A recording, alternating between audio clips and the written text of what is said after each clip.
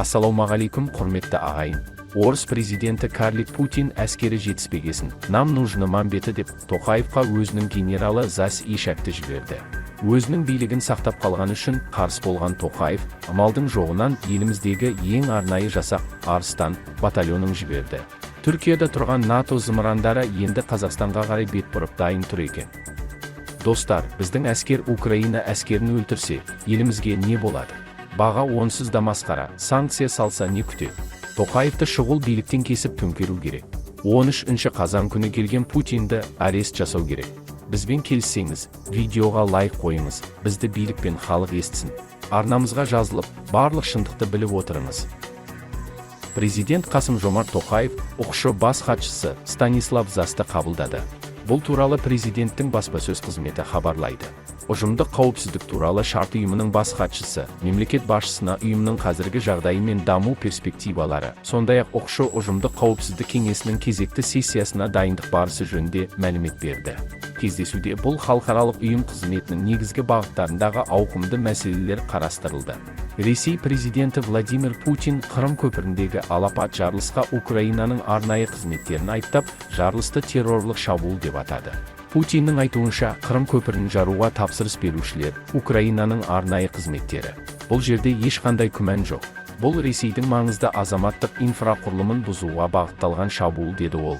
Еске салайық, 8 қазан күні таңертең Қырым көпірінде қатты өрт болды. Ресейлік бақ ұлттық терроризмге қарсы комитетке сілтеме жасай отырып, көпірде жүк көлігі бұзылған деп хабарлады. Бұл темір жол құрамындағы 7 жанармай цистернасының өртенуіне және көпірдің жарылуына себеп болған. Арманды лично босатты. Ақорда жазған мақала, жабайы Арман, лақап атымен танылған Арман Жұмагелдиевтің мүддесін қорғайтын адвокат Евгений Яворскийдің пікірімен аяқталатынына қарағанда, билік құпия ақпаратты жұртқа жария еткенге ұқсайды. Дегенмен біз бұған сенеміз. Себебі Арман сияқты халық қолдайтын адамдарға жала жабу Тоқаев және комитетшік адамдарға өте тән әрекет. Мұны дәлелдеу үшін мақалаға түсініктеме берейік. Әңгімені қорғаушы тараптың тергеуде тәртіпсіздікті ұйымдастырушы Жұмагелдиев екенін көрсететін ешқандай айғақ жоқ деген сөзінен бастайық. Біз онымен толық келісеміз, өйткені біздің бағалауымызша, жабайы Арманның бұл қылмысқа шынымен де қатысы жоқ. Дәл Қазақстан Республикасы ОКК 5 департаментінің бұрынғы бастығы Руслан Ысқақов пен олардың ортақ бастығы қр ОКК-ның экс-төрағасы Кәрім Мәсімов сияқты. Шындығында біз Арман Жұмагелдиевті Қазақстан Республикасы ОКК-ның құпия қызметкері емес, агент, дәлірек айтқанда агент деп санайтынбыз. 2005 жылдан бастап ол Қазақстан Республикасы президенттігіне кандидат Жармахан Тұяқбайға шабуыл жасап, кейін алғаш рет республикаға белгілі болды. Сонымен мақала авторының қайталап айтқанына қарағанда, қаңтар оқиғасы кезінде Арман Жұмагелдиев Қазақстан Республикасы ОКК басшылығының өзіне жүктеген 2 міндетін шешеді. Біріншіден, ол жария түрде халықты погромдар ұйымдастырмауға, ғимараттарды өртемеуге шақырды. Керісінше, олардың әрекеттерін үйлестіруді және билікке талап қоюды ұсынды. Екіншіден, ол Кәрім Мәсімов пен оның қарамағындағылар кейінгі тергеу барысында негізгі нұсқаны жасауды жоспарлаған деген нұсқаны материалдық тұрғыдан негіздеді. Қалай? Өте оңай. Біз мақаладан үзінді келтіреміз. Осы жерде және төменде маңызды сәттерді біз жасаған. Қолдарына тапанша ұстаған Жұмагелдиевтің адамдары қалада 30-дан астам адамды ұстап алып, Ритц-Карлтон қонақ үйінің автотұрағында және Қазақстан қонақ үйінің банкет залында күштеп ұстаған. Бірақ не үшін?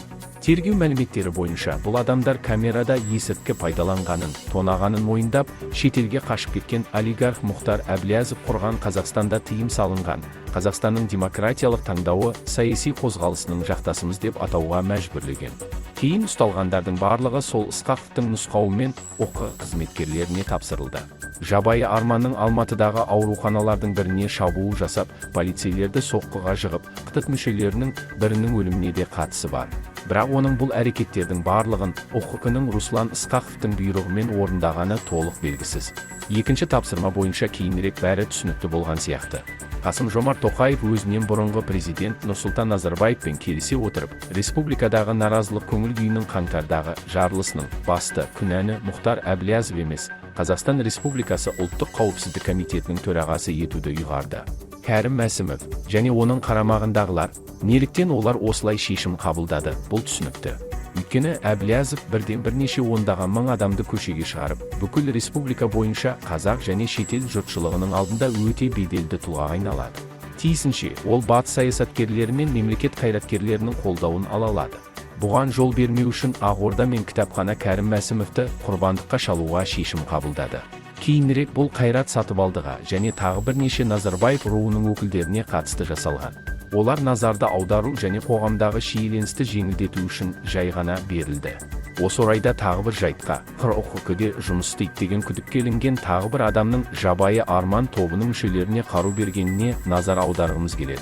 Мақаладан үзінді келтіреміз. Сол күні топ қосымша қару алды. Тергеудің мәліметінше, қорғаста әрекет еткен қылмыстық топты әшкерелеуге көмектескен сол агент Саныш деген Талғат Махатов арманның арсеналын толықтырған. Махатовтың қаруды қайдан алғаны жұмбақ күйінде қалып отыр. Бірақ ол қаңтардағы тәртіпсіздіктерге қатысумен қатар алаяқтық жасады деген күдікке ілінгені белгілі. Бұл туралы газетіміз сонау жазда жазған. Біз материалға бұдан әрі түсініктеме бермейміз, өйткені ондағы ашылған нәрселер елдегі ішкі саяси үдеріс үшін соншалықты маңызды емес. Сондай-ақ, Қазақстан Республикасы ОХК-ның ұзақ мерзімді агенті Арман Жұмагелдиевті, оның арнайы қызметтегі кураторы Руслан Ысқақовты ұйымдасқан қылмыстық топтың мүшелері мен жетекшілері деп санауға бола ма деген сұраққа жауап берілді. Біздің ойымызша, бұл фактімен салыстырғанда ұсақ түйек. 20 жылдан астам уақыттан бері республикада Қазақстан Республикасының тұңғыш президенті Нұрсұлтан Назарбаев басқаратын ұйымдасқан қылмыстық қоғамдастық жұмыс істеп келеді. Ол елді және азаматтарды тонап қана қоймай, сонымен бірге қазақстандықтарды соншалықты азғындады. Азаматтық құқықтары мен бостандықтарын жаппай қорғауға дайын. Бұл апс әлі де жазасыз қалды және жұмысын жалғастыруда. Ал бұған кінә айтпақшы, бірінші кезекте өзінен бұрынғы президенттің саясаты мен тәжірибесін тек басқа ауызша тұздықпен жалғастырып келе жатқан Қазақстан Республикасының екінші президентіне жүктеледі. Миттал кешірім сұрады. Теміртауда ArcelorMittal бастамасымен ағаш егу науқаны өтуде. 6 қазанда ArcelorMittal Теміртау ақ өткізіп жатқан жасыл белбеу экокомпаниясы аясында көгалдандырудың күзгі кезеңі басталды. Көшет отырғызу акциясы болашақ саябақ аумағынан бастау алды. 6 қазанда Металлург стадионы маңында адамдар көп жиналды. Бұл күні жасыл акцияны ArcelorMittal Теміртау басшылығы мен қызметкерлері, сонымен қатар қала әкімшілігі, қоғам белсенділері мен бақ өкілдері, еліміздің келешегі балаларда қолдап, өз үлестерін қосты. Қала әкімі Ораз Тәуірбеков пен ArcelorMittal Теміртау ақ бас директоры Биджу Найр болашақ саябақтағы алғашқы көшеттерді отырғызды. Көгалдандыру жұмыстарында біздің қала түзуші кәсіпорнымыз ArcelorMittal Теміртау ақ үлкен көмегін тигізуде. Биыл компания 100 мың ағаш егу міндеттемесін алған. Оның 30 мыңы өсіп жатыр. Енді 70 мың көшетті отырғызу керек. Жасыл желек егілетін орындар анықталды. Мен ArcelorMittal Теміртаумен бірге қалаға сөз жүзінде ғана емес, іс жүзінде де пайдасын тигізу үшін осы жерде болуды парыз деп санаймын, деді Ораз Тәуірбеков. Теңге плинтустан төмен түсті. 6 сессия қатарынан нығаюдан кейін ұлттық валюта 7 қазан. Жұма күнгі аукционда мұнай бағасының одан әрі көтерілуіне қарамастан аздап әлсіреуін көрсетті. Жұма күнгі сауданың қорытындысы бойынша бағамы $1 үшін 471 теңгеге 2 теңге дейін көтерілді. Бұл ретте доллармен сауда көлемі төмендеп, $705 мың құрады. Төмен нарықтық өтімділік жағдайында 90 сайынғы салық төлемдері, келесі қарашада және басқа да маусымдық факторлар қысқа мерзімді перспективада валюта бағамының динамикасына көбірек әсер етеді. Бұл ретте ФРЖ тарапынан пайыздық мөлшерлемелерді одан әрі арттыру және геосаяси жағдайдың даму векторына қатысты жоғары белгісіздік жергілікті күтулерге кері әсерін тигізеді. Мұнай бағасының өсуінің жалғасуына қарамастан, жұма күнгі сауданың қорытындысы бойынша жұбының орташа сараланған бағамы $1-ға 61 рубльге дейін көтерілді. Мұндай қозғалыстың себептері арасында ұлттық клирингтік орталық батыстың санкцияларына ұшырамаған соң ресейлік қатысушылардың пайда алуын атап өтеміз. Бұрын мұндай сценарий туралы қорқыныш рубльдің күшті нығаюына алып келді. Ал Қырым көпіріндегі оқиға геосаяси шиеленіс дәрежесін тағы да күшейтуі мүмкін. Осы орайда бүгін Ресей президенті Владимир Путин қауіпсіздік кеңесінің отырысын өткізетінін